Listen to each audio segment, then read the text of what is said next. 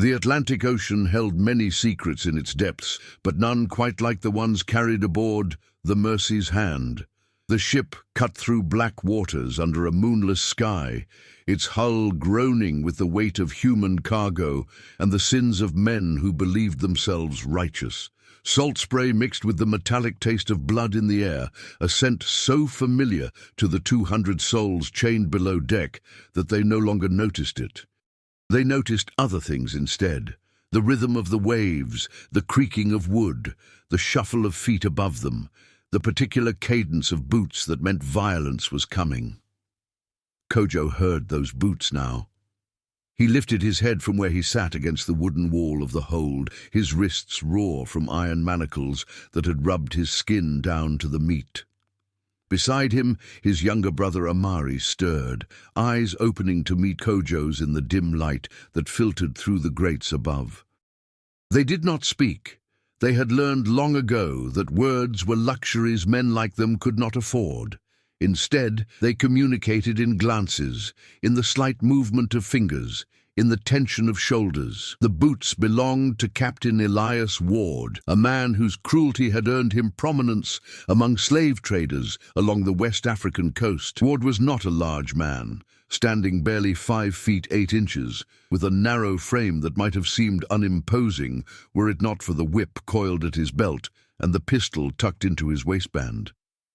His face was weathered by sun and salt, creased with lines that spoke of 30 years at sea, and his eyes held the particular deadness of a man who had stopped seeing other people as human long before his first voyage across the Middle Passage. Tell me in the comments which country you are from and what you thought of this story. And if this story made an impression on you, subscribe to the channel so you don't miss any future stories. The hatch opened with a metallic screech that made several of the enslaved people flinch. Ward descended the ladder with the casual confidence of a man in his domain, followed by his first mate, a hulking brute named Silas Cook, who did the captain's dirty work with enthusiasm. Ward's gaze swept across the hold, passing over the huddled forms of men, women, and children, as if counting inventory rather than lives. "You too," Ward said, his South Carolina drawl thick as molasses. "The blacksmiths, on your feet." Kojo and Amari rose slowly, their muscles stiff from days of cramped confinement. They were both tall men, broad-shouldered from years of working the forge in their village, and even weakened by starvation and dehydration. They carried themselves with a dignity that seemed to irritate Ward. The captain had tried to break that dignity with whippings, with reduced rations, with casual cruelties that would have shattered lesser men. But the brothers remained unbroken, their silence more defiant than any words could be. Ward gestured toward the ladder. "We've got chains need mending. Storm's coming, and I'll not risk the cargo breaking free. Move." They followed him up onto the deck, where the evening air hit them like a blessing despite its humidity. The sky above was darkening rapidly, clouds rolling in from the east like an advancing army. The wind had picked up, carrying with it the promise of violence. Kojo breathed deeply, filling his lungs with air that did not reek of human waste and death, and beside him Amari did the same. The deck of the Mercy's Hand was a testament to Ward's efficiency. Everything was arranged for maximum control and minimum comfort for the human beings it transported. The chains were piled near the mainmast, a tangled mass of iron links and manacles that the brothers had been forced to repair countless times since their capture 3 months ago. Their tools had been laid out: hammer, file, rivets, a small portable forge that could be fired up with coal. Ward watched them with arms crossed as they set to work. "Storm should hit within the hour," he said conversationally, as if discussing weather with social equals rather than addressing men he owned. "Captain before me lost half his cargo in a storm. Chains broke, darkies went mad, killed 3 sailors before we put them down. I'll not have that happen on my watch." Kojo's hands moved with practiced precision, examining each link, identifying weak points. Beside him, Amari worked the bellows to heat the forge. They had been smiths in their village, respected craftsmen who had forged tools and weapons for their people. Their father had taught them the trade, just as his father had taught him, going back generations. The irony of now using those skills to maintain their own bondage was not lost on either of them. As they worked, other members of the crew went about their preparations for the storm. Sails were being adjusted, cargo secured, hatches reinforced. The ship carried a crew of 18 men, all of them hardened by the brutality of the slave trade, all of them complicit in the horror that filled the hold below. Some of them glanced at the brothers with the casual wariness men show toward dangerous animals. Others ignored them entirely, as if they were merely tools like the hammers they wielded. "My daddy used to say," Ward continued, apparently in a talkative mood, "that a darkie's got no soul, that God made you different, made you for service. I used to wonder about that when I was young, used to think maybe you were the same as us inside." He spat over the rail. "But then I seen what you do when you get the chance, seen what happened in Haiti, seen the massacres. Now I know better. You're animals that need keeping in line, nothing more." Amari's grip on the hammer tightened slightly, the only outward sign of his rage. Kojo placed his free hand briefly on his brother's arm, a gentle warning. Not yet. Not here. They had survived this long by being patient, by watching and waiting and learning. They had learned the layout of the ship, the routines of the crew, the hierarchy of power. They had learned which sailors were cruel and which were merely complicit, which ones drank themselves into stupors and which ones stayed vigilant. And most importantly, they had learned that Captain Ward, for all his caution, had one weakness, his absolute confidence in his own superiority.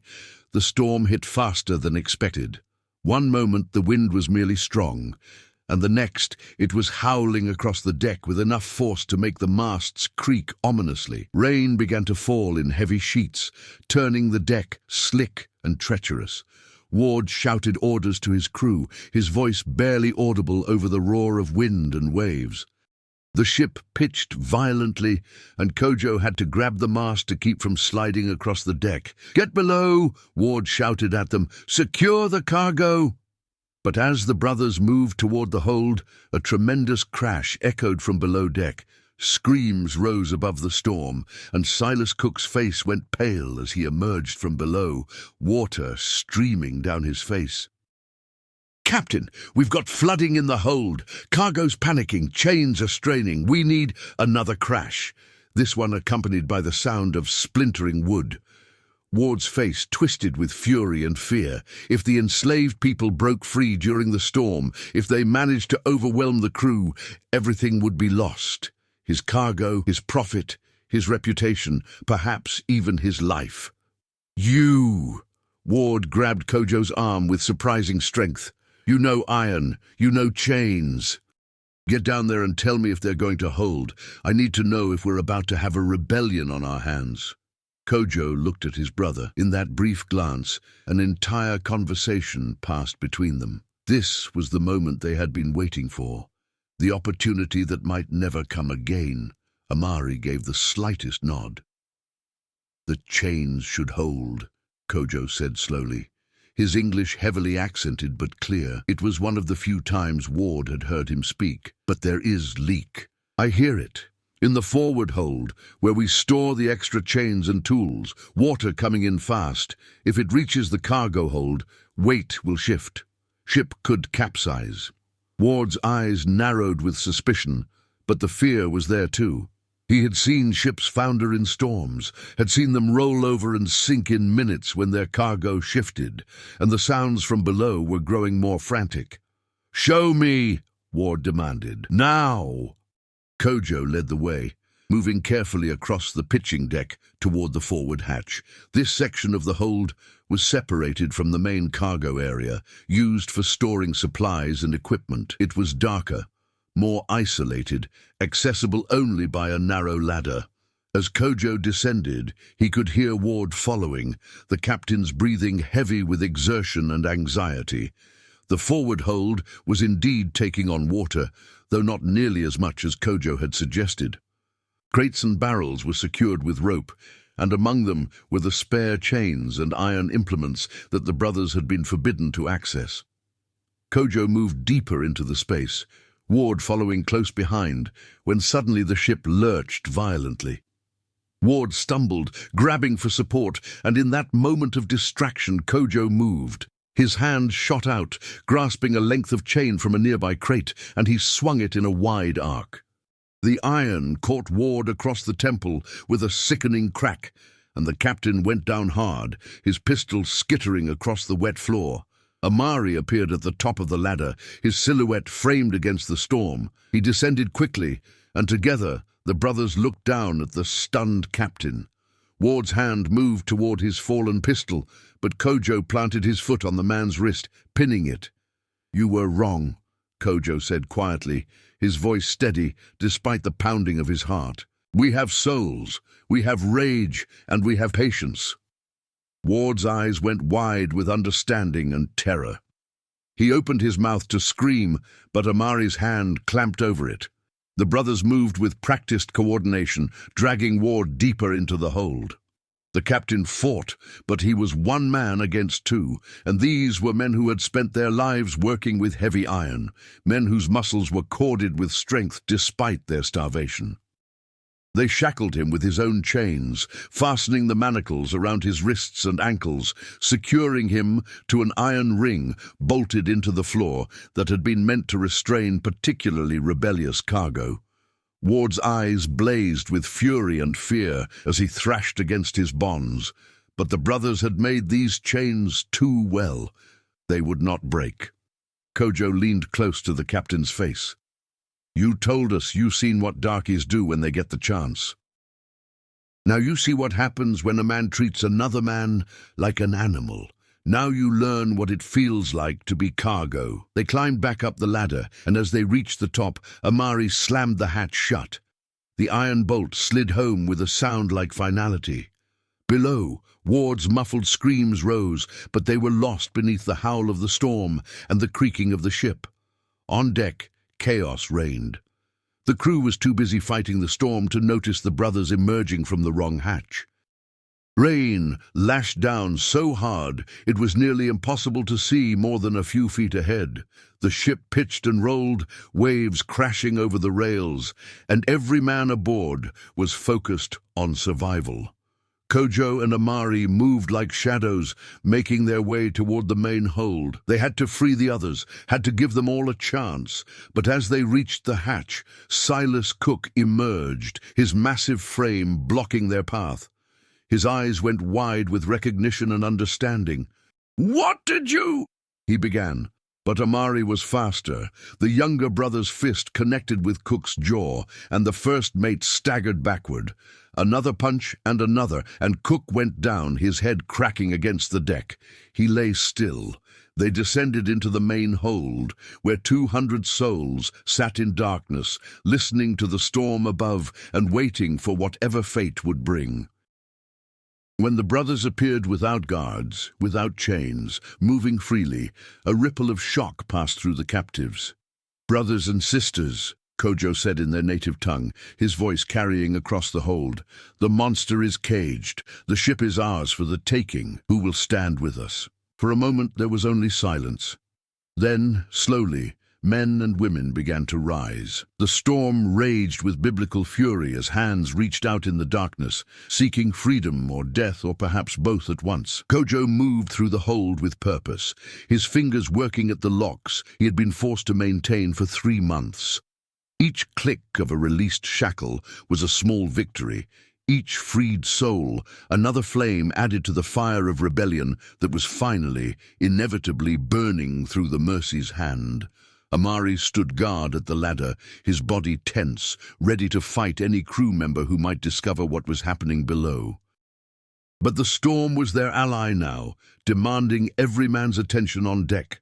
The ship groaned and pitched, timbers straining against the violent sea, and somewhere in the forward hold, Captain Elias Ward screamed himself hoarse against chains that would not yield. Among those freed first was an older man named Kwame, who had been a warrior in his village before capture. His body bore the scars of 100 battles, and his eyes held the hard wisdom of a man who had seen too much death. He gripped Kojo's shoulder with a hand that trembled from weeks of malnutrition, but still possessed strength. "The crew?" Kwame asked in their shared language. 18 men, Kojo replied. "We are 200, but they have weapons, training, and they know this ship. We have only rage and the storm." "Rage has toppled kingdoms," Kwame said, "and storms have swallowed armies. Tonight, both serve us." As more people were freed, a whispered council formed in the darkness. There were women who had watched their children thrown overboard when they grew sick. There were men who had been torn from their families, who had endured whippings and worse. There were teenagers who had known freedom for such a brief time that captivity felt like their entire existence. And there was a young woman named Abeni, barely 17, who had been repeatedly violated by the crew and whose eyes now burned with a fury that matched any warrior's. "We cannot simply kill them all and hope to sail this ship to freedom," Kwame cautioned. "None of us know these waters. None of us can read their charts or understand their navigation. We are far from any shore we know." "Then what do you suggest?" asked Amari, his voice tight with frustration. "That we negotiate. Ask them kindly to sail us home." "I suggest we think like warriors, not like victims," Kwame replied. "We have surprise. We have numbers. But we must be strategic."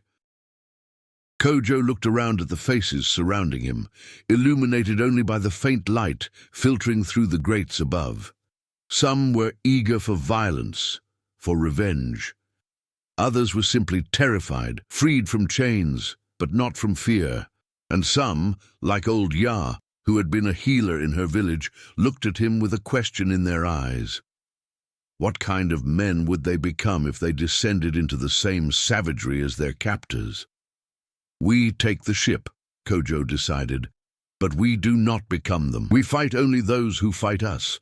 Any who surrender, we lock away as they locked us, and we keep alive those who can help us reach land." "And the captain?" Abeni asked, her voice cold as the ocean depths. Kojo met her gaze. "The captain stays exactly where he is." The plan was simple because it had to be. Complexity required time they did not have, and coordination that was impossible among people who spoke different languages and had been deliberately separated to prevent exactly this kind of uprising. They would divide into 3 groups. The first, led by Kwame, would secure the weapons store below deck. The second, led by Amari, would take control of the main deck when the storm began to subside and the crew was exhausted from fighting it. The third, led by Kojo, would capture the helm and any officers who might be found there. But before they moved, Kojo did something unexpected.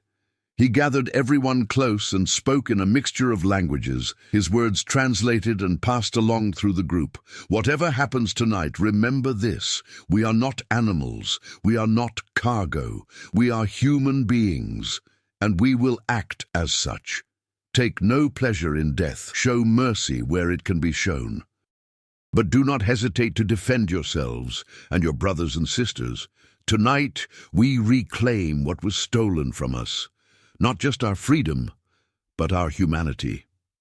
The words settled over them like a benediction, and even in the darkness, Kojo could see some of the rage temper into something more focused, more purposeful. They were still afraid. Only a fool would not be afraid, but fear and courage could coexist in the same heart. The storm began to subside near midnight, though the seas remained rough and treacherous. On deck, the crew of the Mercy's Hand was exhausted, soaked through, muscles aching from hours of fighting wind and wave. 3 men had been swept overboard, and another had broken his arm when a loose boom had swung across the deck. They were down to 15 now, and every one of them was thinking only of survival and rest. That was when the hold erupted. Graham's group struck first, emerging from a service passage that led to the weapons store. The single guard there, a young sailor named Pickett, who had joined his first slaving voyage only months ago, barely had time to cry out before Kwame's hand clamped over his mouth. They dragged him into the darkness, bound him with rope, and seized the cache of pistols, cutlasses, and muskets stored there. Most of the formerly enslaved had never fired a gun, but the weapons themselves were equalizers, symbols of power that shifted the balance in an instant. On deck, Silas Cook had regained consciousness and was barking orders, trying to restore order to the exhausted crew.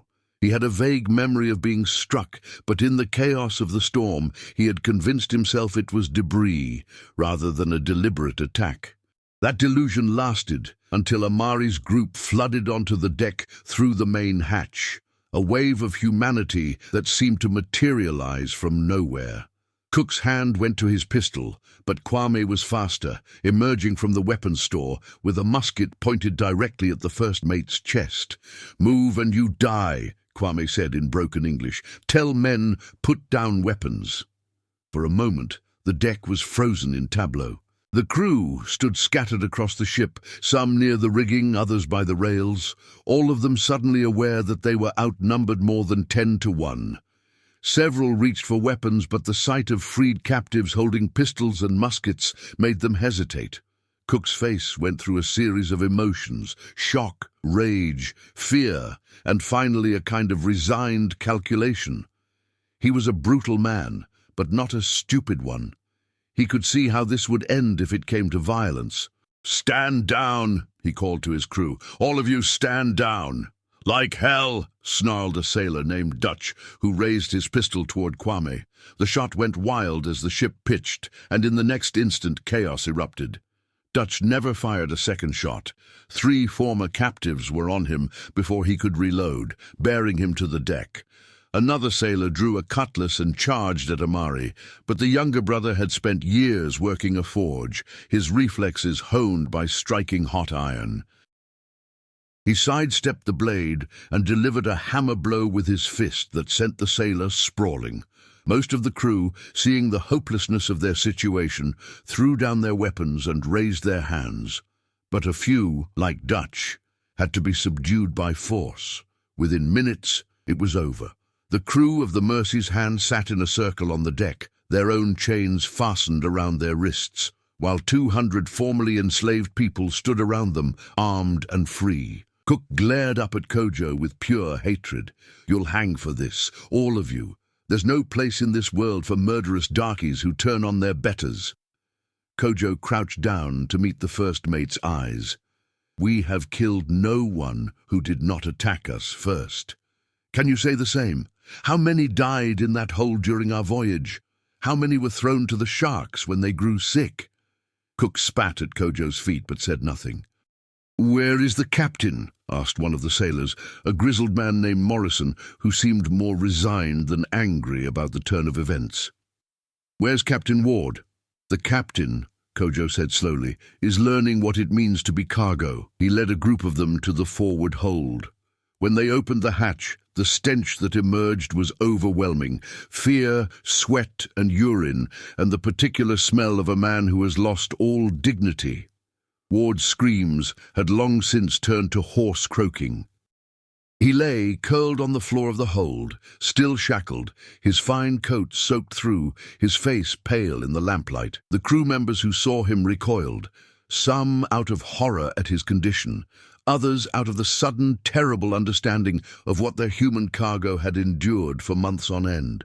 "You see," Kojo said to them, "this is what you did to hundreds of people for months, and you called it commerce." Morrison looked away, something like shame crossing his weathered features.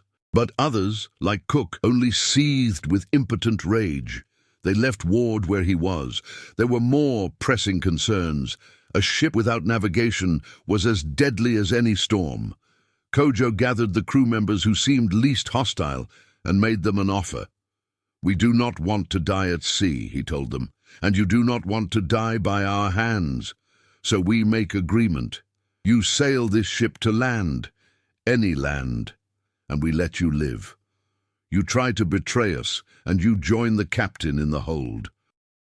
"Understand," Morrison nodded slowly. I understand, but you need to understand something too. We're off the coast of Georgia, maybe 3 days from Savannah, but there ain't no place we can land that won't see you all captured or killed. The whole coastline is watched. Every port has patrols. The moment we dock, you'll be discovered. Then we do not dock, said Kwame. We find empty shore. We take small boats. We disappear. Into what? Morrison laughed bitterly. Into Georgia, into slave country. You think you can just walk away. You got no papers, no protection, no place to go. The whole damn South will hunt you. It was Abeni who spoke next, her voice quiet but steady. Then they hunt us. But they hunt us as free people who chose to run, not as cargo that was stolen. That is difference enough. Over the next 2 days, an uneasy coexistence developed on the Mercy's hand. Morrison and 2 other sailors, who proved cooperative, were allowed to navigate and manage the sails under constant guard. The rest of the crew remained shackled on deck during the day and locked in the empty cargo hold at night. A bitter irony not lost on anyone. The formerly enslaved people organized themselves with surprising efficiency. Those who had been fishermen in their villages took to the work of manning the lines and managing the sails once they understood the basics.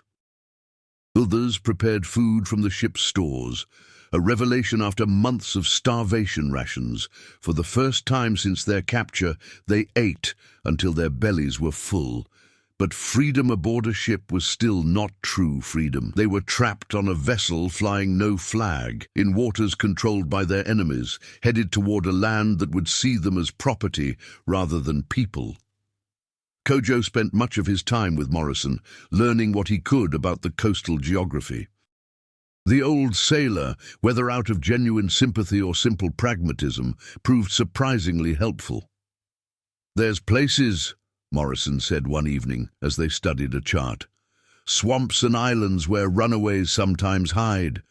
Maroon communities, they call them. Some have been there for years, living off the land, staying hidden. It ain't easy, and it ain't safe. But it's possible." "Where?" Kojo asked. Morrison's finger traced along the coast. "Here, the Barrier Islands off Georgia. And here, deep in the swamps near the Altamaha River. Dangerous territory full of snakes and gators and mosquitoes big as birds. But the slave catchers don't like going in there. Too easy to get lost, too easy to die." Kojo studied the map, committing it to memory. It was not much, but it was something, a direction, a possibility. On the 3rd day, land appeared on the horizon. The coast of Georgia, with its low barrier islands and sprawling marshland, stretched before them like a promise and a threat. Morrison had kept his word, bringing them to an isolated stretch of coastline, far from any port or settlement. "This is as far as I can take you," the old sailor said. "Any closer and we risk being spotted by patrol boats. You'll have to use the ship's boats to reach shore." The escape plan was debated through the night. The ship carried 4 boats, enough to transport everyone if they made multiple trips, but boats would be visible, vulnerable. And once they reached shore, they would be scattered, hunted, with no clear destination except away. It was during this debate that Ya, the old healer, spoke up. She had been quiet throughout the voyage, tending to the sick and injured, offering comfort rather than vengeance. But now her voice carried an authority that made everyone listen. "We cannot all go together," she said. 200 people moving through slave country will be found in days. We must split, small groups, different directions, some to the swamps, some to the mountains, some to try to reach the north. Scatter like seeds. Some will be caught, but some will survive, and those who survive will remember, will tell our story.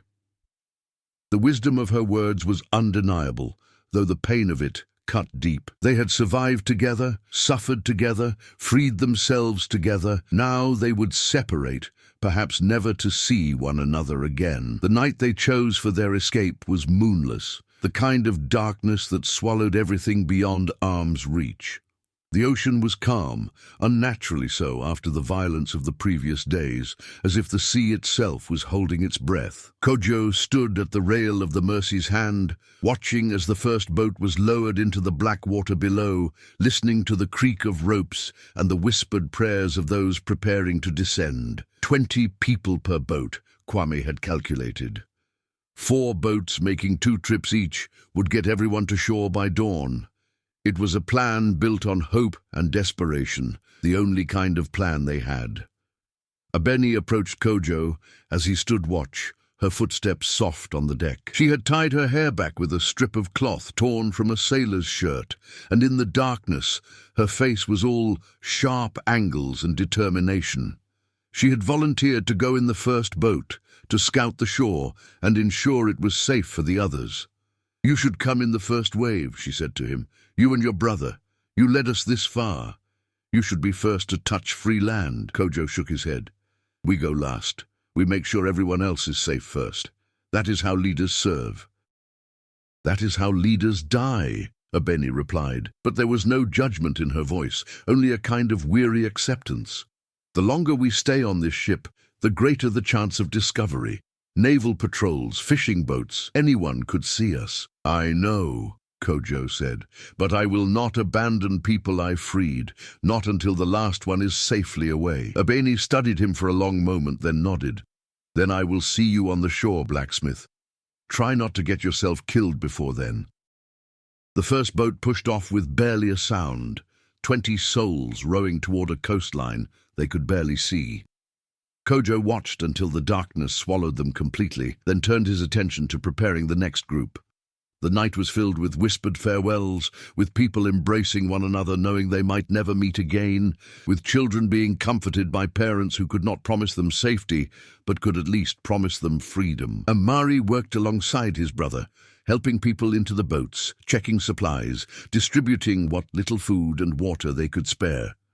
He had said little since the takeover, his face set in hard lines, his movements efficient but mechanical. Kojo recognized the signs. His brother was holding something back, some emotion too large to safely release, while survival demanded their full attention. "Brother," Kojo said quietly, as they waited for the second boat to return. "What troubles you?" Amari was silent for so long that Kojo thought he might not answer. Then finally, "What we did to the captain, leaving him in that hold. I know he deserved it. I know he did worse to hundreds of people. But I cannot stop thinking about it, about how it felt to lock another human being in darkness and walk away from his screams." "He is not dead," Kojo replied. "We could have killed him. Many wanted to. But we chose mercy, even for him." "Is it mercy?" Amari asked. "Or is it cruelty dressed in righteousness? Are we any better than him if we inflict the same torment?" Kojo placed his hand on his brother's shoulder. "We are better because we question it, because we feel the weight of what we have done. Ward never questioned. He never felt the weight of his victim's suffering. That difference is everything." The second boat returned, and then the third, and then the fourth. Each time, Kojo's tension eased slightly as he watched 20 more people row toward freedom. By the time the boats returned for their second trip, the sky was beginning to lighten in the east, turning from black to deep purple. Dawn was coming, and with it, danger. Morrison approached Kojo as the last group was boarding. The old sailor looked exhausted, his face grey in the pre-dawn light. "You need to go now," he said urgently. "There's patrol boats that run these waters every morning. If they see this ship anchored here, they'll investigate, and if they find us like this—" He gestured to the shackled crew members, still secured on deck. "What will you tell them?" Kojo asked. Morrison laughed, a sound without humor. "The truth, I suppose, that the cargo revolted, that we were overcome, that some of us helped you because you promised to spare our lives. I'll hang for it likely, but I made my choice." "Why?" Kojo asked. "Why help us? You could have tried to retake the ship. You could have done a lot of things," Morrison interrupted. "But I seen that hold. seen what we did, seen men and women and children treated worse than animals, and I told myself it was just business, just the way of the world. But you know what I realized? The way of the world is the way men make it, and I'm tired of making it that way. Kojo extended his hand, and after a moment's hesitation, Morrison shook it. It was a strange moment of connection between two men who in any other circumstance would have been enemies. Then Kojo climbed down into the last boat, where Amari and Kwame and a dozen others waited. As they rowed away from the Mercy's Hand, Kojo looked back at the ship one final time. In the growing light, he could see Morrison standing at the rail, watching them go, and somewhere in the forward hold, Captain Elias Ward remained shackled in darkness, learning lessons that came far too late. The shore was closer than it had seemed from the ship, but rowing against the current was exhausting work. Kojo's arms burned, his back ached, and sweat poured down his face despite the cool morning air. But with each stroke, they drew nearer to land, to the possibility of something beyond chains and captivity. The barrier island they approached was low and wild, covered in scrubby vegetation and twisted trees draped with Spanish moss. There was no sign of human habitation, no docks or buildings, just raw coastline that looked as untamed as it must have been for thousands of years. The boat's keel scraped against sand, and suddenly they were there, stepping out into shallow water, feeling solid ground beneath their feet for the first time in months. Kojo's legs nearly gave out. The constant motion of the ship had become so familiar that the stillness of land felt wrong, unnatural. But he forced himself to move, to help pull the boat up onto the beach, to join the others who had already landed and were now gathered in small groups among the dunes. Nearly 200 people stood on that beach in the grey light of dawn, free but lost, alive but endangered. They had no food beyond what they had taken from the ship. They had no maps, no guides, no clear destination. All they had was each other and the desperate determination to never be enslaved again. Kwame called for attention, and gradually the murmur of voices quieted. The old warrior stood on a small rise, silhouetted against the brightening sky, and when he spoke, his voice carried the weight of all their shared suffering and hope. "We stand now on free ground," he said, speaking in their native tongue, his words translated and passed along. "Not because anyone granted us freedom, but because we took it. We are no longer cargo. We are no longer property. We are human beings who chose to fight rather than accept death in chains." A murmur of agreement rippled through the crowd. "But our fight is not over," Kwame continued. "This land is hostile to us. We are in the heart of slave country, where the law itself is our enemy, where any white person who sees us can claim us as property. We must be smart, we must be careful, and we must separate." The crowd stirred uneasily at this, but Kwame held up his hand. Yah spoke truth. 200 people traveling together will be found within days, but small groups scattered in different directions, some of us will survive. Some of us will find our way to free territory or to the maroon settlements in the swamps, and those who survive will remember, will tell the story of this night, will ensure that what we did here matters. The separation was heartbreaking. People who had suffered together, who had freed themselves together, now had to part ways with no certainty they would ever meet again. Families stayed together where possible. Those from the same villages tried to form groups. Others banded together based on shared skills or simple human connection forged in the hold of the Mercy's Hand. Kojo and Amari moved through the crowd, saying farewells, clasping hands, sharing final words of encouragement. When they reached Abini, she grabbed both brothers in a fierce embrace. "Find the Altamaha swamps," she whispered. "Morrison said there are maroon communities there. I am taking my group south toward the Florida territory. They say there are Seminole villages that shelter runaways. If I survive, if you survive, maybe one day we will find each other again." "We will find each other," Kojo promised, though he had no idea if he could keep such a promise. In this life or the next, sister, we will find each other. By the time the sun crested the horizon, the beach was nearly empty. Groups had departed in all directions, north toward the Carolinas, west toward the interior, south following the coast. Kojo and Amari's group consisted of 12 people, including old Ya and a young boy named Kofi, who could not have been more than 8 years old and whose parents had not survived the Middle Passage.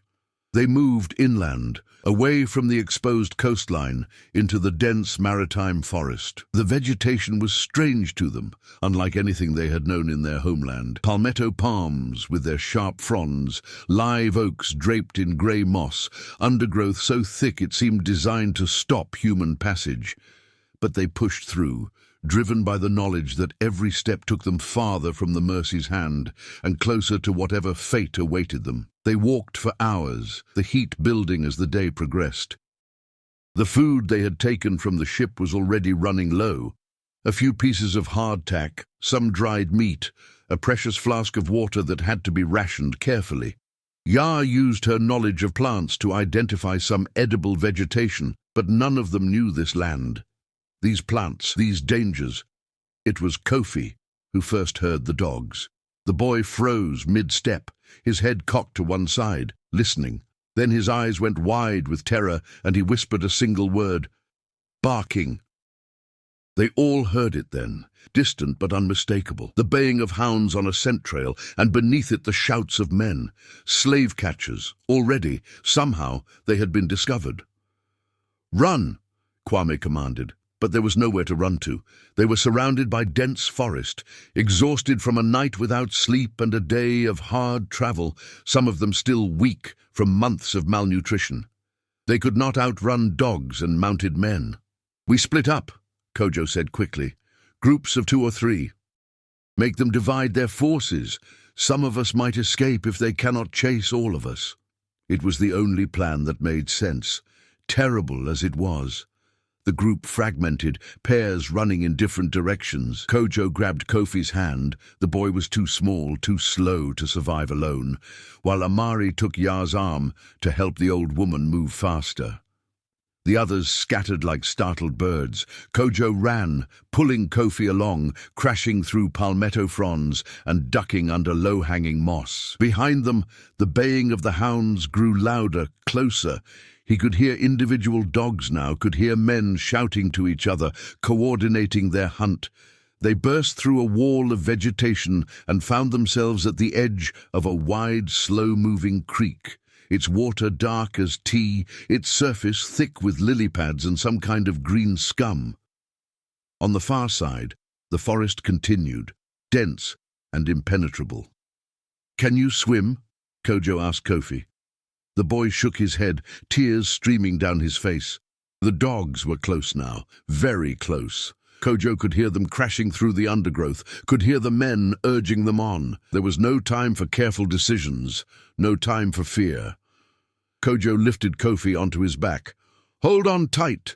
Do not let go no matter what happens." Then he plunged into the creek. The water was warmer than Kojo expected, almost body temperature, and it tasted of rot and earth and ancient things. Kofi's small arms locked around his neck in a stranglehold as Kojo pushed forward, his feet sinking into soft mud with each step, strange plants brushing against his legs beneath the surface. The bottom dropped away suddenly, and then he was swimming. One arm pulling them forward while the other held Kofi's legs, the boy's weight threatening to drag them both under. Behind them, the dogs reached the creek bank. Their barking became frenzied, confused. Water disrupted scent trails, Kojo knew. It was one of the few advantages runaways had, but men on horses could simply follow the creek, and dogs could be sent into the water to continue the chase. Kojo's lungs burned. His muscles screamed, but he kept swimming, angling downstream, letting the sluggish current help carry them. The far bank was perhaps 50 yards away, an eternity when every stroke might be your last. Kofi whimpered against his shoulder, and Kojo used the last of his breath to whisper encouragement he did not feel. "Almost there, little one. Almost there." A rifle shot cracked across the water. Kojo heard the bullet hit somewhere to his left, saw the splash.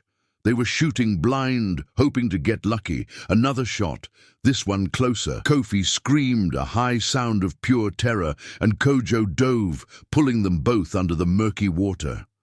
The world became silent, except for the pounding of his heart.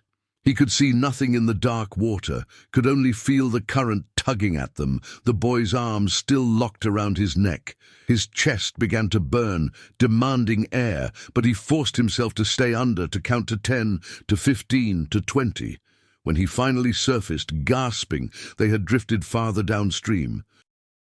The men and dogs were still visible on the bank, but they were farther away now, their attention focused on where Kojo and Kofi had entered the water. In the chaos, they had not noticed the swimmers being carried by the current. Kojo's feet touched bottom again, and he half swam, half waded toward the far bank, using cypress knees and overhanging branches for cover. When they finally crawled out onto solid ground, both of them collapsed in the mud, too exhausted to move, too grateful to be alive to care about the leeches that would need to be pulled from their skin, or the possibility that at any moment the slave catchers might find them again. But the moments passed, and the sounds of pursuit faded. The dogs had lost the scent. The men, faced with the prospect of searching miles of dense swamp in the growing heat, had apparently decided to focus on easier prey. Kojo allowed himself exactly 2 minutes of rest, then forced himself to his feet. They could not stay here. Somewhere in this swamp were the others from their group, either escaped or captured or dead. And somewhere out there was Amari, his brother, the other half of his soul. "Come," he said to Kofi, extending his hand. "We keep moving." And the boy looked up at him with eyes too old for his young face. Where? It was a fair question. Where were they going? What was the plan beyond simple survival? But Kojo pulled the boy to his feet and chose a direction that felt right, deeper into the swamp, away from civilization, toward the wild places where free people might hide. They walked for hours through a landscape that seemed designed by a fever dream. The trees grew strange here, their roots exposed above the waterline, their branches draped in moss that hung like torn curtains. The ground was never quite solid, always threatening to give way into pools of stagnant water. Strange birds called from the canopy, and once Kojo saw something large moving through the water. An alligator, he realized, though he had never seen one before except in stories. As the sun began to set, painting the swamp in shades of orange and gold, Kojo found a relatively dry patch of ground beneath a massive cypress tree. They had found some wild berries earlier that Yah had identified as safe before they scattered, and Kojo split them with Kofi, both of them eating slowly to make the meager meal last. "My mother used to tell me stories," Kofi said suddenly, breaking the silence that had lasted for hours. "About the ancestors, how they watch over us, guide us when we are lost." "What happened to your mother?" Kojo asked gently, though he feared he knew the answer. "She died on the ship, got sick. They threw her in the water." Kofi's voice was flat, empty of emotion. He had cried all his tears already. "She told me before she died that I had to be strong, had to survive, had to remember her name so someone would know she existed." Kojo felt his throat tighten. How many mothers had died on slave ships? How many children had watched them disappear into the ocean? How many names were lost forever because there was no one left to remember? "What was her name?" he asked. "Amma," Kofi whispered. "Her name was Amma." "Then we will remember," Kojo promised. "I will remember, and I will make sure others remember. Amma lived. She loved her son. She was brave enough to tell him to survive when she knew she could not. That is a story worth telling." They sat in silence as darkness fell completely, neither of them willing to sleep despite their exhaustion. The swamp at night was alive with sounds. Frogs chirping, insects buzzing, things moving through the water that they could not see and did not want to identify. Every sound might be a threat, every shadow might hide danger. It was perhaps midnight when Kojo heard something that made his blood freeze. Voices. human voices, speaking in low tones, moving through the swamp with purpose. He pulled Kofi close, his hand over the boy's mouth, both of them barely breathing as the voices grew closer. Trail went cold at the creek. Waste of a day. Still got 3 of them. Ward will want to know. Slave catchers, comparing notes, discussing their hunt. Kojo's heart hammered in his chest. 3 captured. Which 3? Was Amari among them? Was Yah?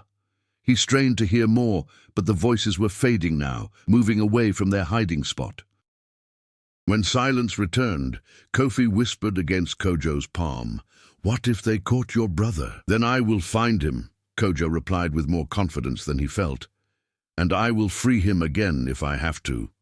But privately, Kojo wondered if that was possible. The slave catchers would not make the same mistakes twice. Anyone captured would be secured carefully, watched constantly, and likely sold quickly to plantations far from the coast. Finding them would be nearly impossible. Freeing them would be suicidal. Still, he could not abandon his brother, not after everything they had survived together. They resumed walking at first light, following the creek downstream because it was the only landmark they had. The swamp seemed endless, a maze of water and mud and twisted trees that all looked the same. Without the sun to guide them, Kojo would have been completely lost. Even with it, he was only marginally less lost. Around midday, they found signs of human activity, a cleared area where trees had been cut, a crude shelter made of branches and moss, the remnants of a fire that was several days old. A maroon camp, perhaps, though whoever had used it was long gone. Still, it gave Kojo hope. People could survive in this swamp. There were places to hide, ways to live outside the reach of the slave system. They were examining the shelter when a voice spoke from the trees behind them. "You move like men being chased." Kojo spun around, putting himself between Kofi and the voice, his body tensed for a fight.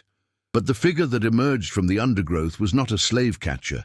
It was a woman, perhaps 30 years old, wearing clothes made from roughly tanned hide, her hair gathered in thick locks, her skin marked with scars that spoke of a hard life.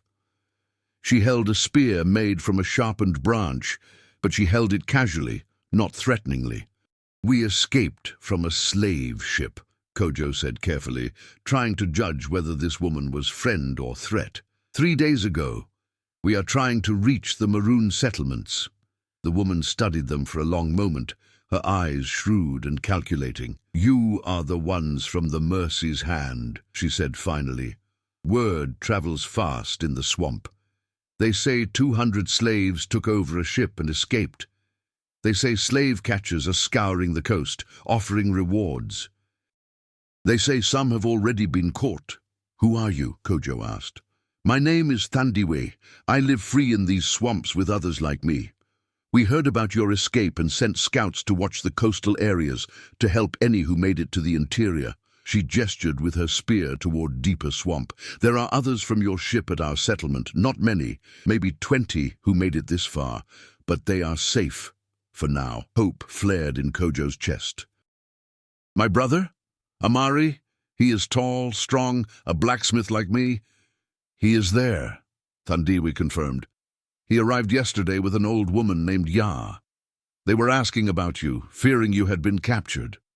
Kojo felt tears sting his eyes, the relief so overwhelming it threatened to drop him to his knees. Amari was alive. Amari was safe. They had both made it. "Take us to him," Kojo said. "Please." Thandiwe nodded. "Follow me. Stay close and step where I step."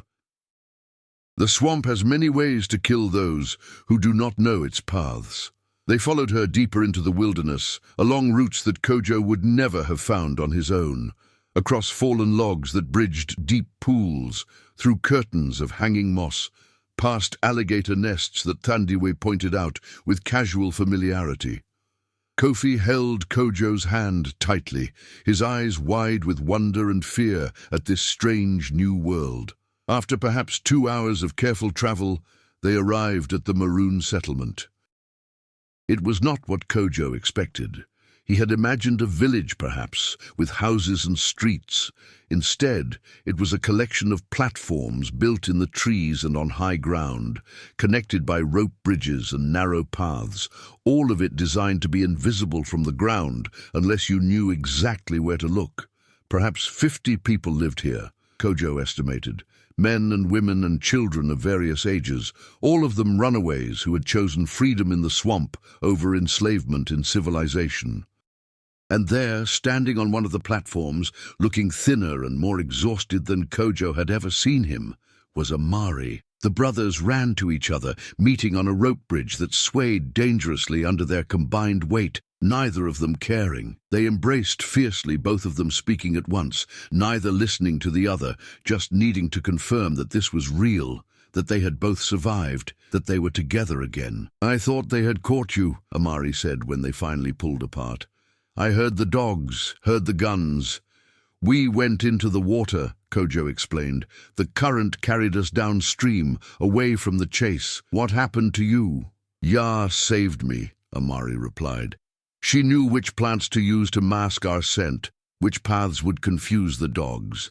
Without her knowledge, I would have been caught within hours." Yah herself appeared then, moving spryly despite her age, her face creased with a smile. "The ancestors were watching over us all," she said, "but we are not safe yet. This settlement has survived for 3 years by being careful, by never attracting too much attention. With 20 new people arriving in just a few days, we are pushing the limits of what the swamp can hide." That night, the leaders of the Maroon settlement gathered to discuss the situation. Besides Thandi, there was an older man named Josiah who had been a carpenter before his escape and now served as the settlement's builder and engineer. There was a fierce woman named Ruth who led the hunting parties and knew the swamp better than anyone. And there was Marcus, a former field hand who had organized the settlement's defenses and who looked at the new arrivals with a mixture of sympathy and concern. "Every person here is a risk," Marcus said bluntly. "Every new mouth to feed. Every chance that someone might be captured and tortured into revealing our location. We have survived by staying small, by being careful. 20 new people in 1 week is not careful." "So, what do you suggest?" Kwame asked, his voice hard. "That we turn them away? Send them back to slavery?" "I suggest," Marcus replied, "that we help them move on. This swamp can hide us, but it cannot hide all of us. Some need to continue north toward free territories. Some need to find other settlements. We can provide supplies, guidance, knowledge, but we cannot keep everyone here." The debate continued for hours, voices rising and falling, arguments made and countered. Kojo listened more than he spoke, trying to understand the delicate balance that kept this community alive. They were not cruel, these people who had found freedom in the swamp. They were simply practical, survivors who understood that sentiment without strategy led to capture and death. Finally, a plan emerged. The settlement would provide shelter for 2 weeks, while the most recent arrivals recovered their strength and learned basic survival skills. Then, in small groups, they would depart in different directions. Some would head north with guides who knew the way to Charleston and beyond. Some would go west, toward the Appalachian Mountains, where other Maroon communities existed. Some would stay, if they could prove themselves valuable to the settlement, and if the leaders agreed the risk was worth taking. Kojo and Amari were offered a place to stay. Their skills as blacksmiths were valuable, and they had proven themselves capable leaders during the takeover of the Mercy's Hand. But that night, as the brothers sat together watching fireflies dance over the black water, Kojo knew he could not accept. "We cannot stay here," he said quietly. "Not permanently." Amari looked at him in surprise. "Why not? This is as close to freedom as we are likely to find. We would be safe, useful, part of a community." "We would be hiding," Kojo replied, "living in the shadows, always one betrayal or one unlucky patrol away from recapture." That is survival, brother, but it is not freedom. Then what is freedom? Amari asked. Where is this place you think we can go, where we will truly be free? Kojo was quiet for a long moment before answering. I do not know. Maybe nowhere in this land. Maybe we would have to go north, past the slave states, into territories where the law does not make us property. Maybe we would have to go farther, to Canada, to places I have only heard about in stories. But I know that I did not take over a ship, did not lock a man in chains, did not risk death a dozen times just to spend the rest of my life hiding in a swamp. Amari sighed. You always were the ambitious one. Father used to say it would either make you great or get you killed. Perhaps both, Kojo acknowledged. Will you come with me? Of course I will come with you, Amari replied without hesitation. We are brothers. Where you go, I go, even if you are leading us toward madness. They spent the next 2 weeks learning everything they could from the Maroon community. Ruth taught them which plants were edible and which were poisonous, how to move through the swamp without leaving traces, how to read the signs that betrayed the presence of patrols or bounty hunters. Josiah showed them how to construct shelters that could be abandoned quickly, how to create tools from materials found in the wilderness. Marcus drilled them on what to do if captured, how to resist interrogation, how to create opportunities for escape, how to survive the kind of punishment that was designed to break both body and spirit. And Thandiwe, who had become a friend to both brothers, gave them the most valuable gift of all, a map. It was crude, drawn on a piece of bark with charcoal, but it showed routes north through Georgia and into the Carolinas, marked the locations of other Maroon settlements, and sympathetic souls who might offer shelter, indicated which rivers could be followed and which towns had to be avoided at all costs. The path is long, Thandiwe warned as she gave them the map. 600 miles or more to reach the north. You will have to travel only at night, hide during the day, avoid every town and every road. You will be hungry, exhausted, hunted every step of the way. Many who attempt this journey do not survive it. But some do, Kojo said. Some do, Thandiwe agreed. And if you make it, if you reach free territory, tell them about us. Tell them that there are people living free in these swamps, that we have not given up, that we resist every day simply by continuing to exist. Make our survival mean something. On the morning they were to depart, Kofi appeared at their shelter. The boy had grown healthier during their stay in the settlement, filling out slightly, some of the haunted look fading from his eyes. He had been absorbed into the community, adopted informally by Ruth, who had lost her own son to fever the year before. I want to come with you, Kofi said. Kojo knelt to meet the boy's eyes. The journey will be dangerous, more dangerous than anything we have faced so far. You are safe here, Kofi. You have people who care for you, who will raise you as their own. I know, Kofi replied, but my mother told me to survive. She did not tell me to be safe. She told me to survive and to remember. If I stay here, I survive. But if I go with you, maybe I do more than survive. Maybe I live. Kojo looked at Amari, who shrugged. The boy has a point. And who are we to deny him the right to choose his own path? So when they left the Maroon settlement that evening, heading north under a sky scattered with stars, there were 3 of them, 2 brothers who had freed themselves from bondage, and a boy who chose freedom over safety, carrying his mother's name and her command to survive in his young heart. Behind them, the swamp held its secrets. Ahead of them lay 600 miles of hostile territory, countless dangers, and the slim possibility of reaching a land where the law might recognize them as human beings rather than property. But they were free, scarred, traumatized, hunted, but free. And freedom, Kojo had learned, was worth any price, any risk, any sacrifice. The night swallowed them as they walked, 3 shadows moving through a land that wanted them dead or enslaved, carrying with them the story of the mercy's hand and the hope that somewhere, somehow, true freedom was possible. The first week of their journey north was deceptively easy. They moved through wilderness that seemed endless, following creek beds and game trails, avoiding roads and settlements. The map Thandiwe had given them proved accurate. At the intervals she had marked, they found small caches of supplies left by previous runaways or sympathetic souls, hidden in hollow trees or beneath distinctive rocks, a few strips of dried meat, a water skin, once, incredibly, a small knife wrapped in oiled cloth. But as they pushed deeper into Georgia, the landscape began to change.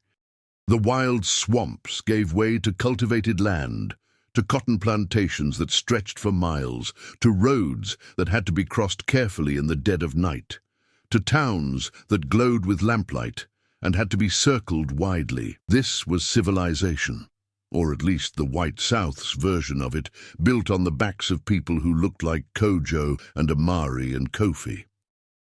They traveled only at night, sleeping during the day, in whatever hiding spots they could find, thick underbrush, abandoned shacks, once in a cave that smelled of animal musk, and made Kofi whimper with fear of what might return to it. They ate what they could forage or hunt, which was never enough. All three of them grew thinner, their clothes hanging loose, their movements slower. On the 10th night, as they were crossing a cotton field under a half moon, they heard horses. There was no time to hide, no cover close enough to reach. They stood frozen in the middle of the field, three dark figures against darker earth, hoping desperately that the riders would pass without seeing them. But the moon was bright enough to cast shadows, and the riders were patrollers whose job was to spot exactly what they had spotted. Enslaved people without passes, moving at night, heading in a direction that suggested escape rather than legitimate business. "You there! Stop!" Kojo's mind raced. They could run, but the horses would catch them within seconds. They could fight, but they had only the small knife against armed riders. They could surrender, but surrender meant capture, meant being returned to slavery, meant everything they had suffered for was for nothing. "Run," he whispered to Kofi. "When I say now, run for the trees at the edge of the field. Do not stop, do not look back." "But now!" Kojo and Amari ran toward the approaching riders, yelling, waving their arms, creating a distraction.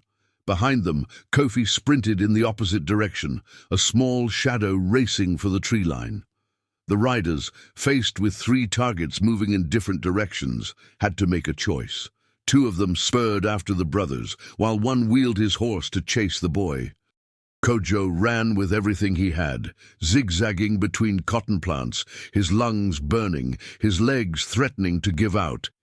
He could hear the horse behind him, could feel the thunder of its hooves through the ground. Then a rope settled around his shoulders, tightening, and he was yanked off his feet, hitting the ground hard enough to drive the breath from his lungs.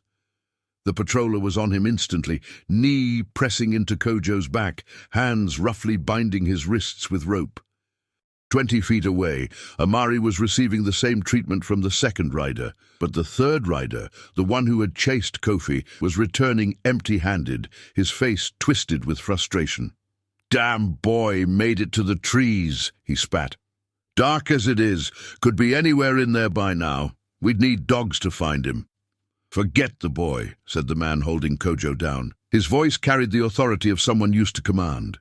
"We got 2 grown bucks here, probably worth $500 each if they're healthy. That's good enough for one night's work." They were hauled to their feet and forced to march at the end of ropes, the patrollers on horseback keeping watch. Kojo's mind was racing, searching for any possibility of escape, but he was too well guarded, too securely bound. Beside him, Amari walked with his head down, and Kojo could see his brother's shoulders shaking with suppressed emotion. They had come so far, survived so much, and now they were captured again, their freedom lasting less than 2 weeks. The patrollers took them to a small town called Milledgeville, delivering them to a sturdy building that served as both courthouse and jail. They were locked in a cell with iron bars and stone walls, their ropes replaced with chains that were secured to rings set into the floor. The cell already held 2 other men, both of them wearing the blank expressions of people who had given up hope. For a long time after the patrollers left, neither Kojo nor Amari spoke. What was there to say? They had failed. They would be interrogated, their story extracted through violence if necessary, and then they would be sold. The fact that they were runaways from a ship rather than from a local plantation might complicate things, but only slightly. Captain Ward, if he still lived, would have reported the Mercy's Hand incident. Reward notices would have been distributed. They might even be charged with piracy or mutiny, crimes that carried the death penalty. It was one of the other prisoners who finally broke the silence. He was an older man, his hair gone grey, his back bearing the crisscrossed scars of countless whippings. "You boys are the ones from that slave ship, aren't you?" he said. "The Mercy's Hand." Kojo looked at him warily. "How do you know about that?" "Everyone knows," the man replied. "Word spread fast. 200 slaves took over a ship, locked the captain in his own hold, made it to shore and scattered. Biggest escape anyone can remember. Slave owners been scared ever since. Doubling patrols, beating people for imagined infractions. They know if it could happen once, it could happen again." "If they know who we are," Amari said dully, "then they will make examples of us. Public executions, probably. Slow ones. Maybe," the old man acknowledged, "but maybe not. Thing is, they got to prove you are who they think you are. You got any identifying marks? Brands, scars with your owner's initials? Anything like that?" Kojo shook his head. "We were taken in Africa. We had no owners before the ship." "Then how do they prove anything?" the old man asked. "You could be from any plantation, runaways from any master. Unless someone specifically identifies you, they got no way to know for sure. And if they cannot prove you were on that ship, they cannot charge you with piracy. Best they can do is hold you for attempted escape and sell you to cover the cost of your capture." It was a small hope, but hope nonetheless. If they could avoid being specifically connected to the Mercy's Hand, they might simply be sold as ordinary runaways. It would still mean slavery, but it would not mean death. They spent 3 days in that cell, questioned repeatedly by local authorities who clearly suspected they were from the ship, but could not prove it. Kojo and Amari stuck to a simple story. They were brothers from a plantation outside Savannah. They had run away after their master died and his cruel son took over. They knew nothing about any ship. It was a common enough story that it might have been true, and without physical evidence or eyewitness testimony, the authorities could not contradict it. On the 4th day, a prosperous-looking white man arrived at the jail. He wore fine clothes and carried himself with the casual arrogance of wealth. He examined Kojo and Amari like he might examine horses at auction, checking their teeth, feeling their muscles, looking for signs of disease or injury. "Strong backs," he said to the sheriff. "Good bones. Blacksmiths, you say?" "That is what they claim," the sheriff replied. "Though who knows if darkies are telling the truth about anything. I need skilled labor at my ironworks," the man continued. "I will pay the bounty plus an additional $50 each for them. That is more than you would get at regular auction." Money changed hands, papers were signed, and just like that, Kojo and Amari became the legal property of Richard Ashford, owner of Ashford Ironworks, located 20 miles outside Milledgeville. They were transported to Ashford's property in a wagon, chained together in the back. As they rode, Kojo studied the landscape, memorizing landmarks, looking for potential escape routes. But his heart was heavy. Every mile they traveled was another mile farther from Kofi, another mile in the wrong direction, another step back into bondage. Ashford Ironworks was a substantial operation, multiple forges, skilled craftsmen, a steady stream of orders from plantations and towns throughout the region. Ashford himself was not physically cruel like Captain Ward had been. His cruelty was the casual kind that came from viewing other humans as resources to be exploited rather than people with inherent worth. The work was brutal. 14-hour days in the heat of the forge, producing chains, tools, hardware of all kinds. The irony of creating the very products used to enslave people was not lost on Kojo, but he worked. as did Amari, because refusing meant punishment and because they needed time to plan. At night, they were locked in a shed with a dozen other enslaved workers, too exhausted for conversation, every muscle screaming. But Kojo used the darkness to think, to strategize, to refuse to let despair overwhelm him. 2 weeks into their time at the ironworks, a new worker arrived. He was a thin man in his 30s, his hands marked with burned scars that identified him as another blacksmith. His name was Isaiah, and he watched Kojo and Amari with sharp, intelligent eyes. On their third night working together, Isaiah spoke quietly as they labored at neighboring forges. "I know who you are," he said. "The Mercy's Hand saw the descriptions in the reward notices. You and your brother match perfectly." Kojo's blood ran cold. "I do not know what you are talking about." "Hey, easy," Isaiah said. "I am not turning you in. Hell, if I had been on that ship, I would have done the same damn thing, but you need to know. There's a slave catcher named Cyrus Brennan who has made it his mission to find everyone from that escape. He is offering his own reward on top of the official ones, and he is in this area asking questions, showing sketches." "How do you know this?" Amari asked. "Because I am part of something," Isaiah replied. "An organization.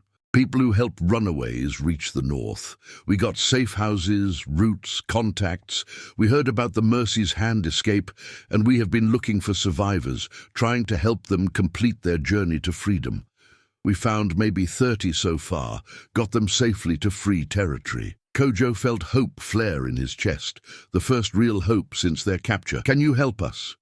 "I am going to try," Isaiah said, "but it will not be easy. Ashford keeps close watch on his property, especially on new acquisitions. It will take time to arrange.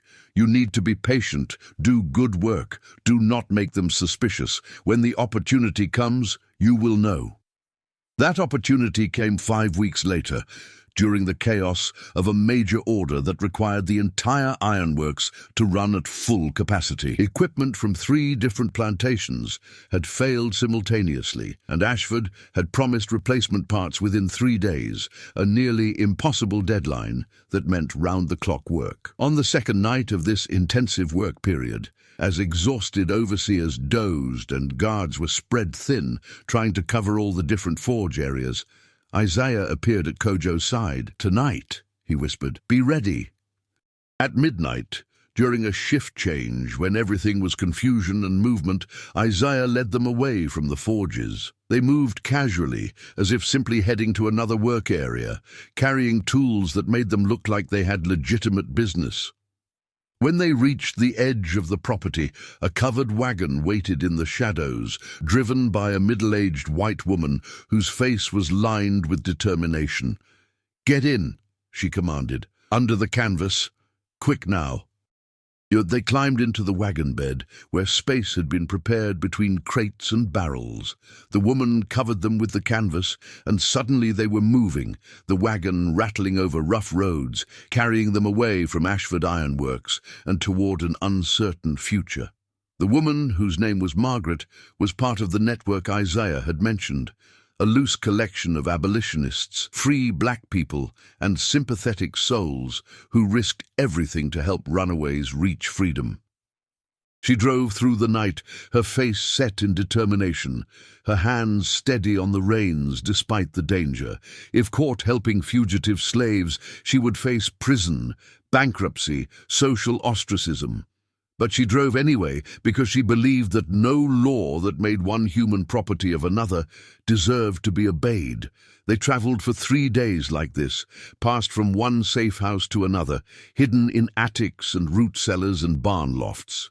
Each host took enormous risks to shelter them, and each transfer was planned with careful precision.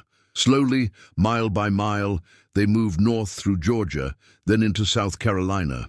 At a Quaker farmhouse outside Columbia, they were reunited with others from the Mercy's Hand. There were 8 of them in total, including Kwame and Abeni, both of whom Kojo had feared dead. The reunion was emotional but brief.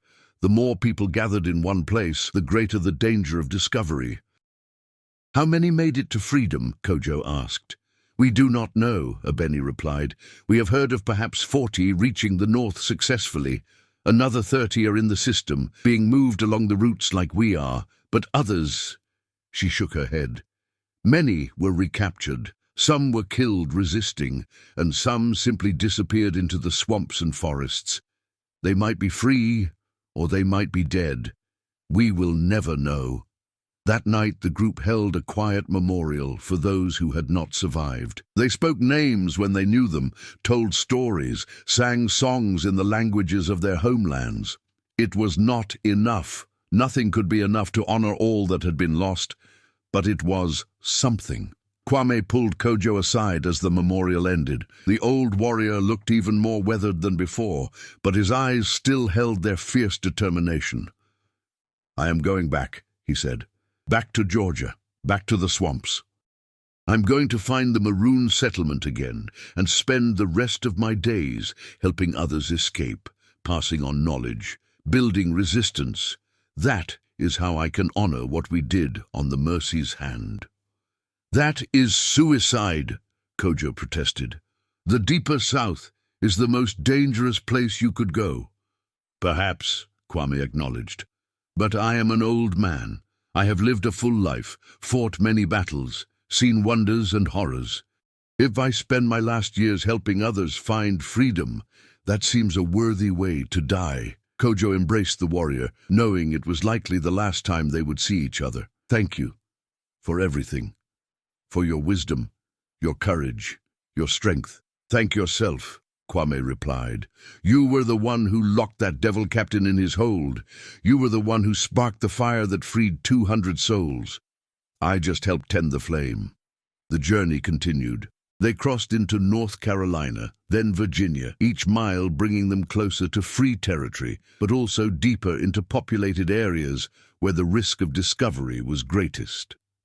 They traveled mostly at night, hidden in wagons or moving on foot through forests, always alert for patrols, always ready to scatter and hide. Near the Virginia-Maryland border, they had their closest call. A slave catcher's patrol stopped the wagon carrying them, suspicious of the lone woman driver traveling through the night. Margaret maintained her composure, claiming she was rushing to reach a sick relative, but the patrollers were not convinced. They began to search the wagon, pulling aside the crates and barrels that hid Kojo and Amari. But Isaiah, who had continued to travel with them as their guide, created a distraction. He emerged from the tree line making noise, as if trying to flee. The patrollers immediately gave chase, shouting for their dogs. In the confusion, Margaret whipped the horses into motion, and they raced away into the darkness, the sounds of pursuit fading behind them. They did not know if Isaiah was caught. They could not go back to check. They could only continue forward, carrying the guilt of his sacrifice with them. Finally, after 6 weeks of constant travel, constant danger, constant fear, they crossed into Pennsylvania, free territory. A place where slavery was illegal, where they would be recognized as human beings under the law. The moment they crossed the border, Amari began to weep. Great, heaving sobs that came from somewhere deep in his soul, releasing months of terror and suffering and desperate hope. Kojo held his brother, his own tears falling silently, both of them overwhelmed by the simple, profound reality of their freedom. They were taken to a settlement of free black people near Philadelphia, a community that welcomed them and helped them begin the long process of building new lives. There were other survivors from the Mercy's hand already there, and more arrived in the following weeks. In total, 63 of the original 200 who had escaped the ship made it to free territory, a success rate of less than 1/3, but each one a victory over a system designed to keep them enslaved forever. Kojo and Amari found work as blacksmiths, their skills valuable even in freedom. They rented a small house, saved their money, and slowly began to heal from the traumas they had endured. But healing was not forgetting, and neither of them wanted to forget. One morning, 6 months after their arrival, there was a knock at their door. When Kojo opened it, he found himself staring at Kofi, the boy who had run into the trees that night in the cotton field. He was taller now, healthier, his eyes brighter than Kojo remembered. "How?" Kojo asked, pulling the boy into a fierce embrace. "The network found me," Kofi explained. "I stayed hidden in those trees for 2 days, then made my way back to the swamp settlement. They connected me with the route north. It took months, but I made it, and I kept asking for you at every stop, hoping I would find you." That evening, as the three of them sat together in their small house, Kofi asked the question that had been weighing on him since his escape. "What do we do now? We are free, but we are also alone. Our families are gone, our villages destroyed, our past erased. What do we do with this freedom we fought so hard to gain?" Kojo thought for a long moment before answering. "We honor those who did not make it by living fully, by building new families, new communities, new futures. And we tell our story. We make sure that what happened on the Mercy's Hand is not forgotten, that people know enslaved people are not passive victims, but human beings capable of courage, strategy, resistance. We also help others," Amari added. "We work with the network that saved us. We give money when we can, shelter when needed, information always. We pay forward the gift we were given." And that was what they did. For the rest of their lives, Kojo and Amari worked as blacksmiths by day and abolitionists by night, their home a stop on the Underground Railroad, their forge producing tools that helped other runaways escape. They never forgot where they came from or what they had survived, but they also never forgot Captain Elias Ward, locked in the hold of his own ship, learning too late what it meant to be treated as less than human. 10 years passed like water flowing downstream, sometimes swift, sometimes sluggish, but always moving forward. The small house Kojo and Amari had rented in the free black settlement outside Philadelphia had become a home, its walls bearing the marks of lives lived fully despite the scars of the past. Kofi, now 18, worked alongside them in the forge they had built together, his skill with iron rivaling his adoptive father's. The year was 1835, and the nation was tearing itself apart over the question of slavery. Abolitionists grew bolder, slave owners more defensive, violence increasingly common. Every day brought news of another atrocity. Families separated, runaways captured, sympathizers attacked, and every day more people arrived in Philadelphia seeking refuge, carrying stories that echoed the horrors Kojo and Amari remembered too well. Their involvement with the Underground Railroad had deepened over the years. Their home had sheltered hundreds of fugitives, and their contacts stretched across multiple states. They knew conductors, safe house operators, and sympathetic officials. They had learned to forge freedom papers, to create hiding places that could pass close inspection, to read the signs that meant danger was approaching. But the work took its toll. Amari had grown quieter over the years, increasingly haunted by nightmares that left him gasping awake in the darkness. Kojo's hands, scarred from years at the forge and the violence of their escape, ached constantly, and all of them carried the weight of those they could not save, the ones who were caught, sold, or disappeared. One autumn evening, a runner arrived at their door with urgent news. A group of 15 runaways was stranded near the Maryland-Pennsylvania border. Their conductor had been arrested, and now they were exposed, vulnerable, with slave catchers closing in. They needed immediate help, shelter, supplies, and a new conductor to guide them the rest of the way. Kojo looked at Amari, seeing the exhaustion in his brother's eyes, the grey that now streaked his hair despite his relative youth.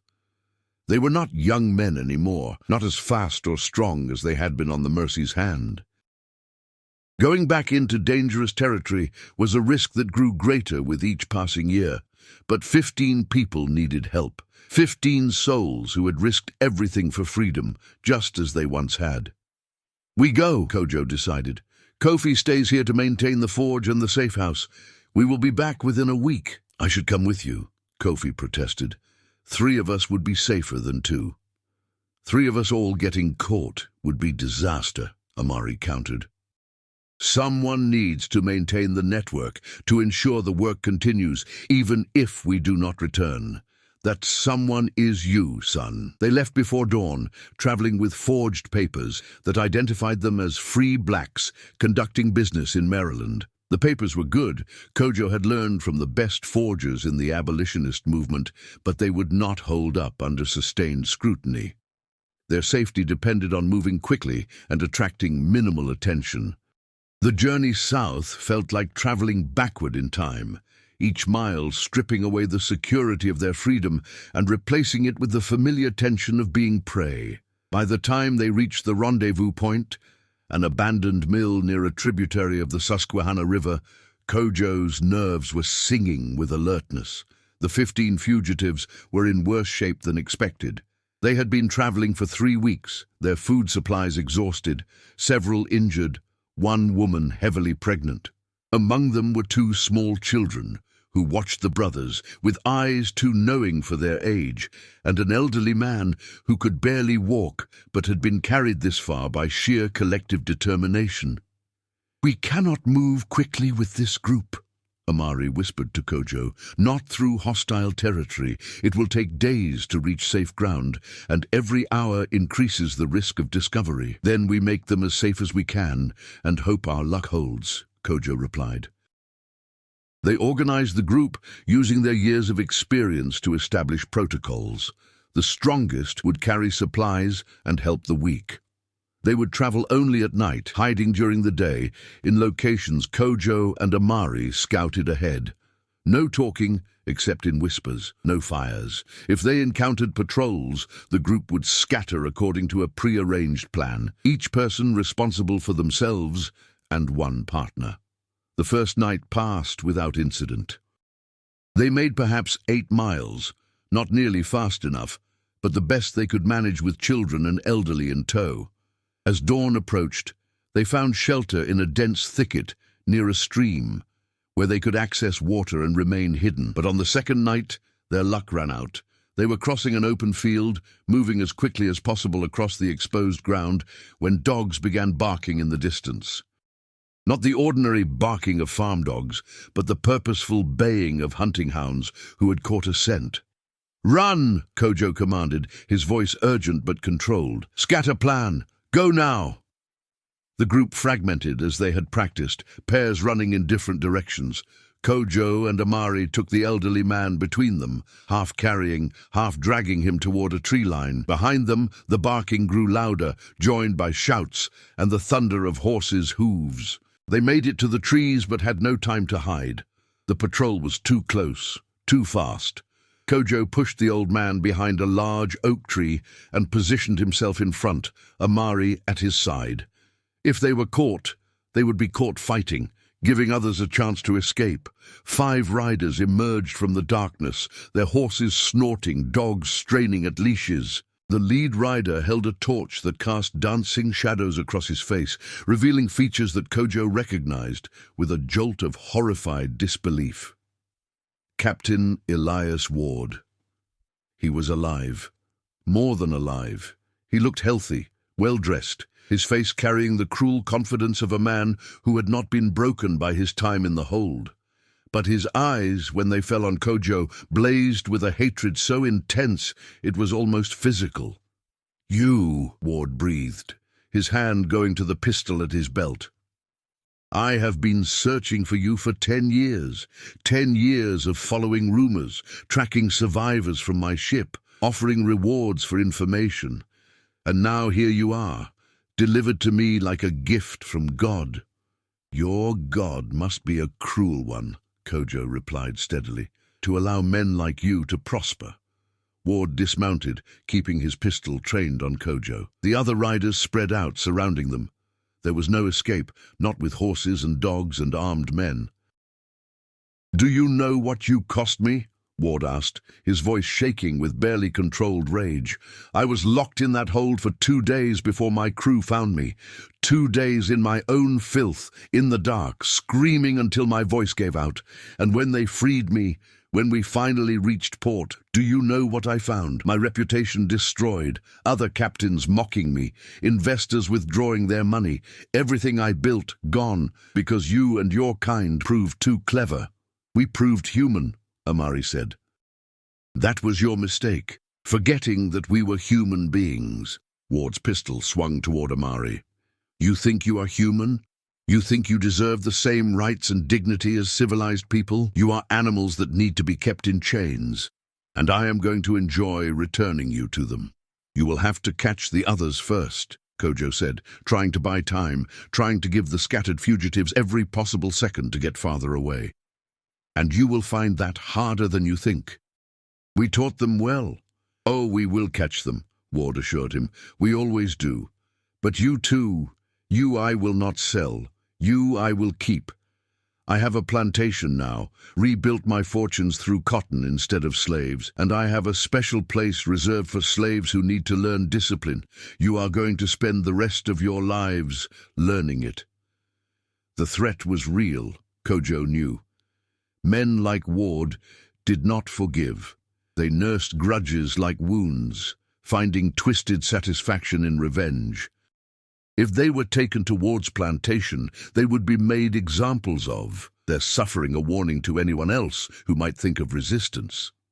But Kojo had not survived the Middle Passage, the takeover of the Mercy's Hand, the journey through Georgia swamps, and 10 years of dangerous abolitionist work just to surrender now. He exchanged a glance with Amari, seeing his own determination reflected in his brother's eyes. The elderly man they had been protecting suddenly spoke, his voice cracked but clear.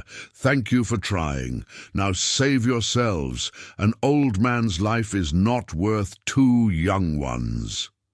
Before Kojo could respond, the old man stepped out from behind the tree, directly into the line of fire. Ward's pistol barked, the shot echoing across the field. The old man fell, and in the moment of chaos that followed, Kojo and Amari bolted. They ran through the darkness with everything they had, dodging between trees, leaping over fallen logs, their lungs burning. Behind them, Ward was screaming orders, dogs were barking, horses were crashing through the undergrowth. A second shot rang out, then a third.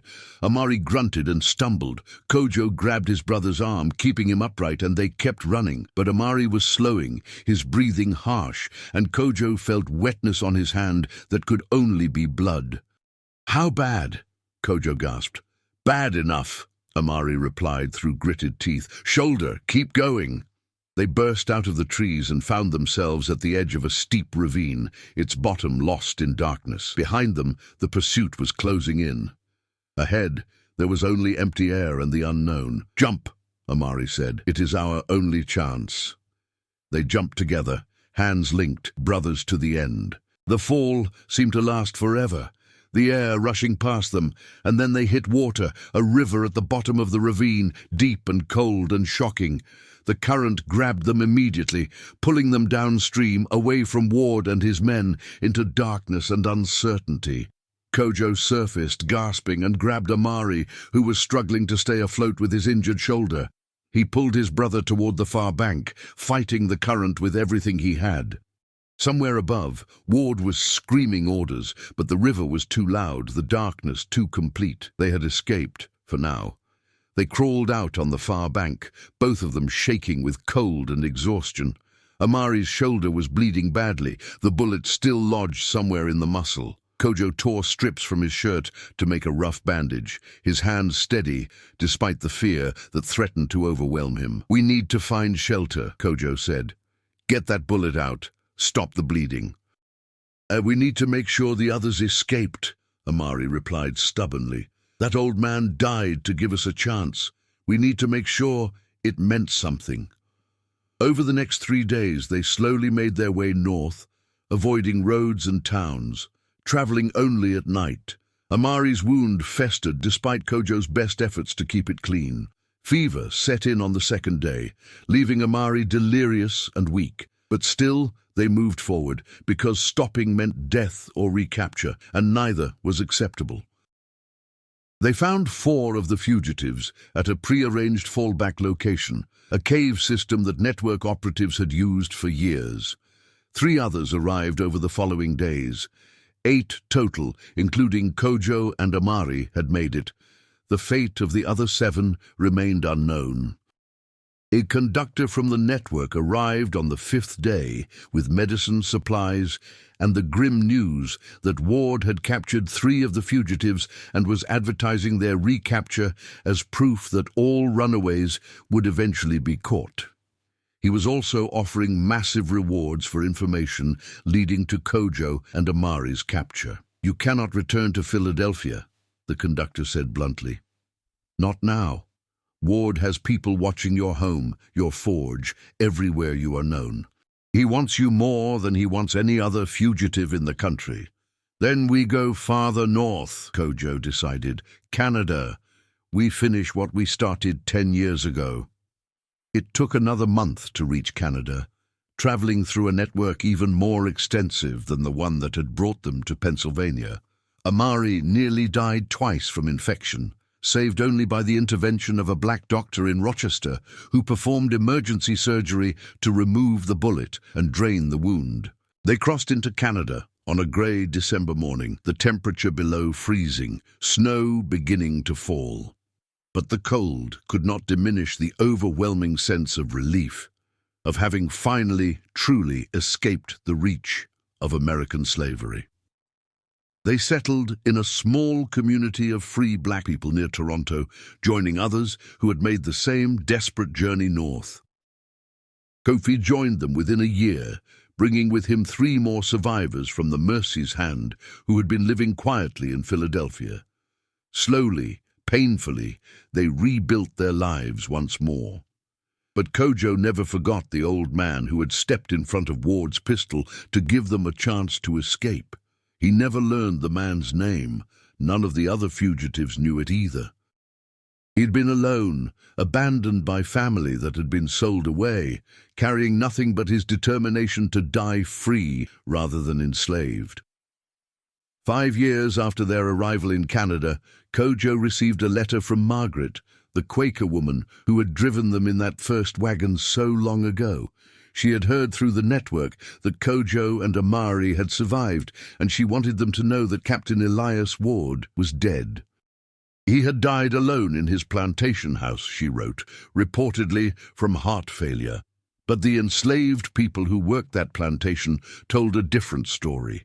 They said that Ward had become increasingly paranoid in his final years, convinced that the ghosts of the Mercy's Hand haunted him. They said he would wake screaming in the night, claiming he could hear pounding from below his floors, as if someone was trapped beneath the house and desperate to escape. They said that in his final hours he had begged for forgiveness from people who were not there, speaking names in languages he should not have known. The enslaved people said that justice, delayed but inevitable, had finally found Captain Elias Ward. Kojo read the letter aloud to Amari and Kofi that evening as they sat together in their Canadian home, free at last from the shadow that had pursued them for so long. When he finished, they sat in silence for a long moment. "Do you think the story is true?" Kofi finally asked, "about the hauntings?" "I think," Kojo replied slowly, "that men like Ward carry their victims with them always. Whether those are literal ghosts or simply the weight of guilt, I cannot say. But I know that what we did on the Mercy's Hand matters. Not just because we freed ourselves, but because we proved that enslaved people would not accept their bondage passively. We proved that the system was not as secure as its architects believed. We planted seeds of doubt and fear that will eventually grow into the system's destruction." "You think slavery will end?" Amari asked skeptically. "It seems stronger than ever."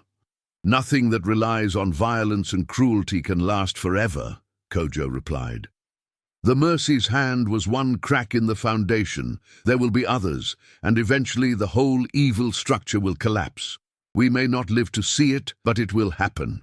He was right, though he would not live to see it. The Civil War came 30 years later, bringing with it the end of legal slavery in America. But Kojo had died by then, An old man surrounded by the community he had helped build. His final words, a prayer in the language of his childhood that his grandchildren did not understand but preserved anyway. Amari lived longer, surviving until 1878, long enough to see Reconstruction and its betrayals, long enough to understand that legal freedom and true freedom were not the same thing. He spent his final years writing down the story of the Mercy's Hand, determined that future generations would know what had happened, how it had felt, what it had cost. Kofi, who outlived them both, became a teacher. He taught the story of the Mercy's Hand to hundreds of children, both in Canada and after slavery's end in the American South. He taught them that their ancestors were not victims, but resistors, not property, but people who fought for their humanity with everything they had.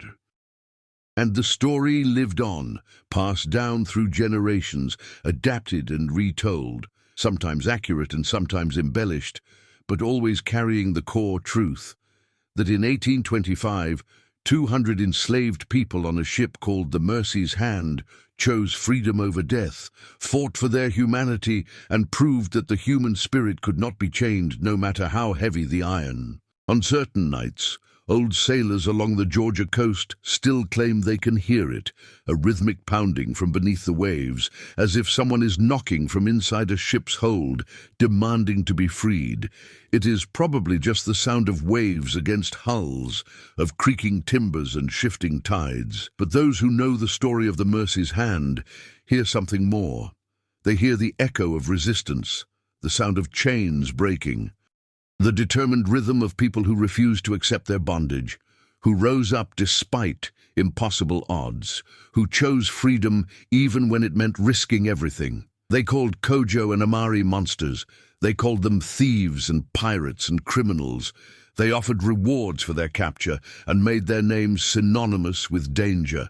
But those who truly understood called them by their rightful names: brothers, liberators, heroes. And the ocean, which had carried them from their homeland in chains, carried their story forward into history, where it would inspire countless others to fight their own battles for freedom, to resist their own oppression, to remember that chains can be broken, and that no one is truly free until everyone is free. The Mercy's Hand was just one ship, and Kojo and Amari were just two men among millions who suffered under slavery. But what they did mattered. It mattered to the 200 souls who tasted freedom because of their courage. It mattered to the thousands who heard their story and found hope. It mattered to the generations who came after, who needed to know that their ancestors were not passive victims, but active resistors. And somewhere, in whatever afterlife exists, Captain Elias Ward is still pounding on the walls of his hold, still screaming to be freed, still learning the lesson he failed to learn in life, that the cruelty you inflict echoes long after you are gone, and that sometimes justice comes with iron chains and the sound of a hatch being locked from the outside. They called it the Mercy's Hand, that ship, but it found no mercy, and it showed none. In the end, it became something else, a symbol of resistance, a reminder that even in the darkest moments of human cruelty, the human spirit can rise up and fight back. And that is a story worth remembering.